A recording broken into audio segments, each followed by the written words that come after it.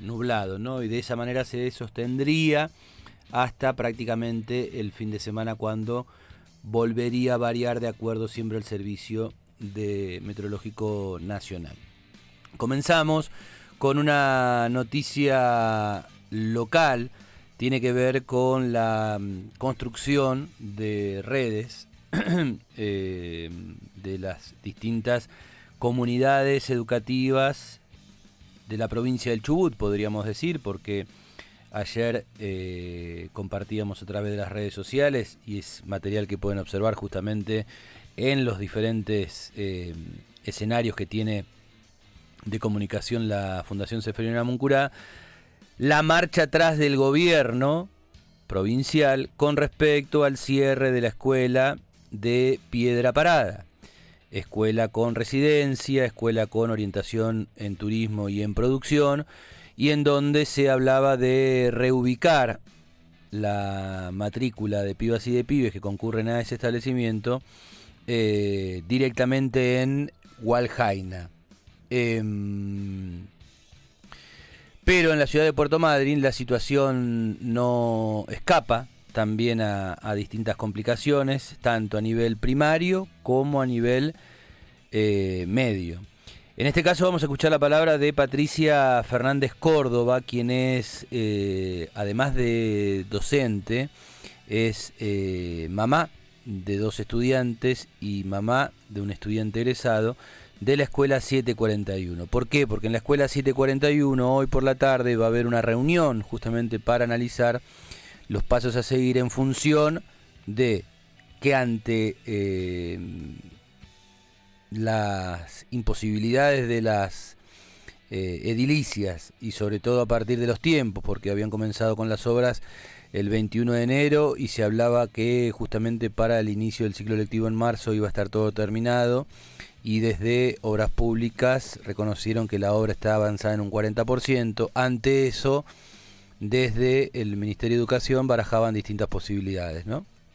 La famosa ya palabra reubicación de chicas y chicos en diferentes lugares. Uno de ellos podría ser la escuela 728 por una cuestión de cercanía o de radio, y la otra alternativa, que en la entrevista que mantuvo Patricia con Fabricio Cardelli esta mañana, es de volver a la virtualidad. Bueno, ninguna de esas cierra por lo pronto en la comunidad educativa de la escuela 741, pero las definiciones serán o comenzarán a aparecer seguramente a partir de la reunión programada para esta tarde. Escuchamos entonces la palabra de Patricia Fernández Córdoba, como decíamos, no solamente docente, sino también mamá de estudiantes de la escuela 741. Ellos venían planteándole desde que la obra inició al equipo directivo que la fecha, que era una obra de 60 días, por lo tanto para el 21 de marzo la obra iba a estar concluida. En la reunión de ayer, esta persona no pudo garantizar que esa fecha se va a cumplir. La encargada de Obras Públicas, creo que el nombre es Manuela, no estoy segura y no tengo en claro el apellido. Pero bueno, es la persona que está a cargo de Obras Públicas acá en la ciudad. Esto que genera como comunidad educativa muchísima preocupación, porque la incertidumbre es muy grande.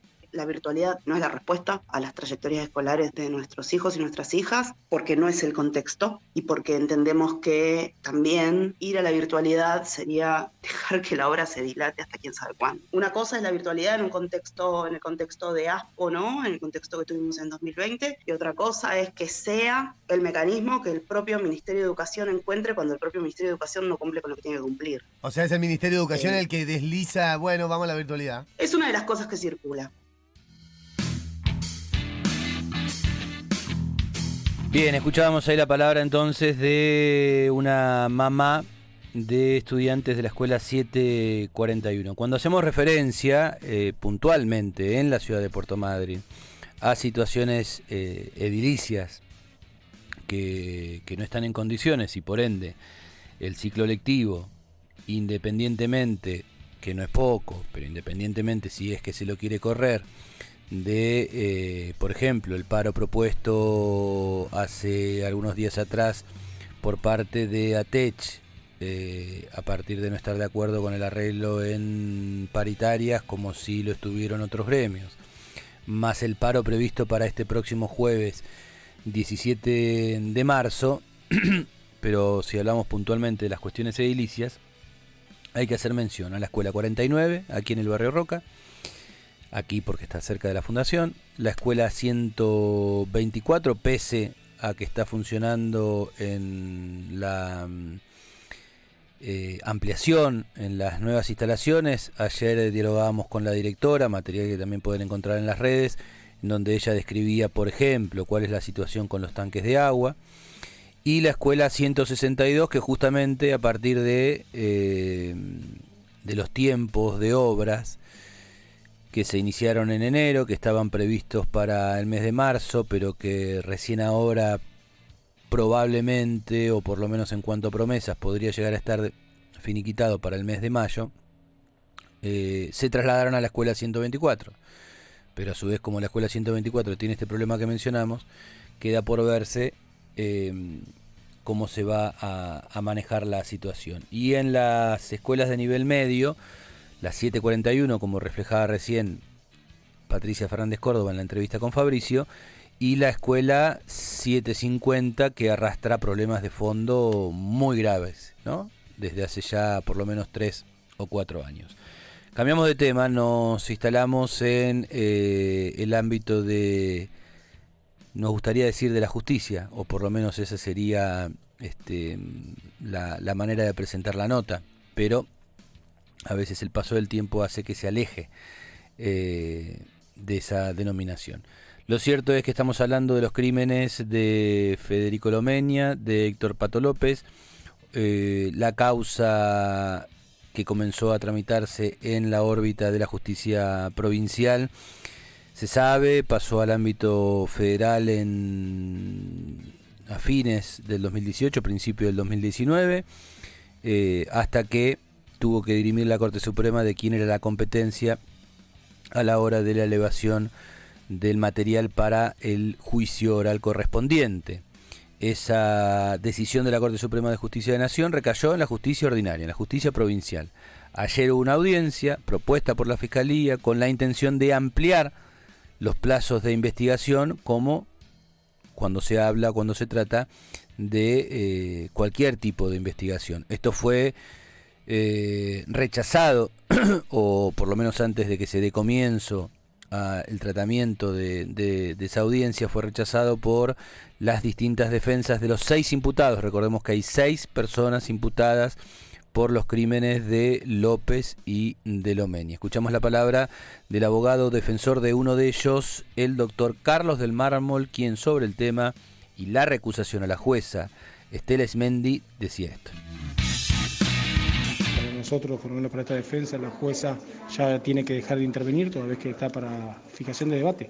Es decir, ya tendrían que designar un tribunal colegiado para que integre el debate y se investigue o se analice realmente la participación de cada uno de los imputados. En el caso del mío también, obviamente. No puede ser de esa jueza, sino que tiene que ser la de un tribunal colegiado. Exacto. Tiene que designar un tribunal colegiado y no la jueza que ya participó. Para pasarlo en limpio, ¿qué sería? 3 jueces de cualquiera del colegio de jueces de acá de Puerto Madryn. ¿Ella puede decidir o no su propia incompetencia? O sea, la recusación que usted propuso y que fue adherida por el resto de las defensas, puede estar a consideración de la propia jueza, ¿o tiene que ser otro juez o jueces quienes definan esa situación? No, es el informe de la jueza que es analizado después por 2 jueces más que van a ser designados también. ¿Cuánto tiempo tienen? 3 días hábiles sería para el informe y luego también son los plazos que no son tampoco tan estrictos. Calculamos que el fin de esta semana o principio de la que viene ya estaríamos con una resolución para analizar si luego lo planteó la Fiscalía y lo pedido de libertad de la defensa, obviamente. Nos vamos al ámbito provincial y a su vez regresamos al desarrollo del tema educación. Un comunicado firme, contundente, de parte de distintos obispos de la provincia del Chubut con respecto al tema de educación, a la cual valoran en la provincia del Chubut, valga la redundancia, como una tragedia. La situación que se vive en materia educativa es cotejada como una tragedia por parte de los distintos representantes de la Iglesia Católica de la provincia del Chubut en este comunicado que se puede encontrar en los distintos portales, en las redes y también obviamente en el material que compartimos desde las redes de Radio Escuela Namuncura. Esta mañana Fabricio Cardelli entrevistó a Roberto Chovi Álvarez, obispo, quien, bueno, explicaba un poco el contenido de este duro documento que tiene que ver con el tema de la educación. Lo que me parecía curioso a mí es cómo desde los medios tradicionales que cuentan esta noticia, equiparan la responsabilidad como si los gremios tuvieran la misma responsabilidad que el gobierno en la crisis de la educación. Y algunos de ellos solo hablan de los gremios. Y además, ¿sabes qué? Yo digo, cada vez que me he querido llevar para ese lado a algún medio nacional, de hecho, nosotros tenemos docentes que son héroes, porque no solo están frente a un aula donde tienen que enseñar, sino que la y el docente son aquellos que verifican si el niño tiene alguna situación de dificultad que pueda asemejarse a violencia, en su caso de abuso.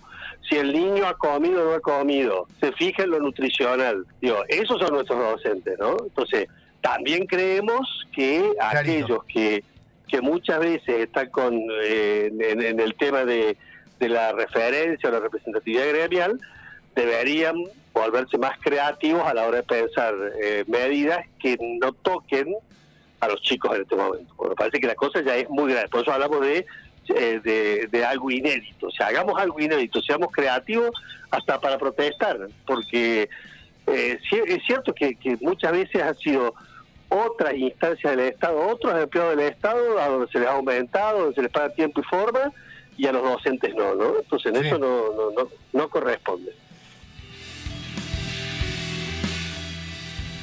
El análisis entonces de uno de los obispos de la provincia del Chubut, en este caso Roberto Chovi Álvarez. Una información nacional, también hablando del ámbito judicial, como lo hacíamos hace un ratito en referencia a una causa en Puerto Madryn, en este caso, tiene que ver con el comienzo del juicio a Iggy.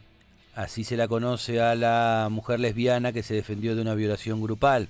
Estamos hablando de Eva Analía de Jesús, la fuente es Telam, de 47 años. Cartonera y futbolista lesbiana, está acusada de homicidio simple perpetrado contra Cristian Espósito, uno de los 3 protagonistas de un intento de ataque sexual que nunca fue investigado. Este martes 15 de marzo, es la primera de las 4 jornadas previstas durante las cuales se declararán 30 testigos. Bueno, hay que ver entonces de qué manera se desarrolla esta actividad judicial que se va a realizar en Buenos Aires y que tiene que ver con un hecho acontecido el 16 de octubre del año 2016 en un barrio de Bella Vista, donde Iggy ha ido a visitar a su hermana por el Día de la Madre. Un hombre se le tiró encima, te voy a hacer sentir mujer, forra lesbiana, le había ocasionado,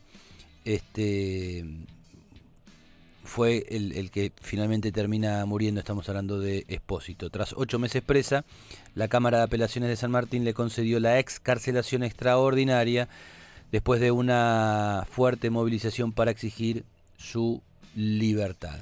En el ámbito internacional, 2 aspectos, porque uno de ellos que obviamente tiene que ver con la situación que se vive en Ucrania, la vamos a estar desarrollando a través de un largo informe después de este tren informativo desde la televisión alemana, desde la televisión, desde la DW en español, la televisión alemana en español. Colombia, asesinan a un líder social y a un firmante de la paz en Colombia. Lamentablemente esta es una noticia que se reitera, o por lo menos el título se repite.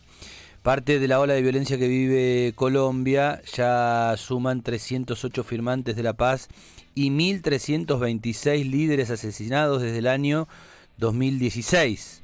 Se pone el punto en ese año justamente a partir del acuerdo que hubo, ¿no? Inclusive con la presencia de, creo que fue el propio Raúl Castro, de Cuba como garantía, ¿no?, de ese acuerdo entre el Estado colombiano y distintas organizaciones. A pesar de eso, a partir de ese momento es, lamentablemente, moneda corriente la noticia o las noticias sobre las muertes de líderes y lideresas colombianos. Una última que tiene que ver con el ámbito internacional. Perú y sus vaivenes institucionales. El Congreso peruano votó a favor de abrir un proceso de destitución de Castillo, recientemente asumido como presidente. La fecha propuesta para la realización del plenario que decida la destitución o no del mandatario presidencial será el próximo 28 de marzo. Hasta aquí llegamos con las noticias. En la operación técnica, como decíamos, el compañero Marcos Rodríguez. En la producción y edición de material sonoro, Fabio Zapata. En el material que luego se comparte en las redes, Eugenia Nabosic y Lautaro Merino, que además es el coordinador del área de comunicación. Nos reencontramos con más bisagra a partir de las 8 de la mañana, este miércoles 16, como cada mañana, ya recuerde, horario establecido, de 8 a 1, obviamente con el tren informativo de por medio, que en este caso finaliza o se sitúa al lado de este informe de la televisión alemana con respecto al tema de cuánto acontece en Ucrania. Nos reencontramos, por su atención como siempre, muchísimas gracias. Ya te informaste, levantamos las barreras. Así pasó el tren de noticias. Concluyó la cuarta ronda de conversaciones entre Ucrania y Rusia sin avances, mientras continuaba el combate en las afueras de Kiev y otras ciudades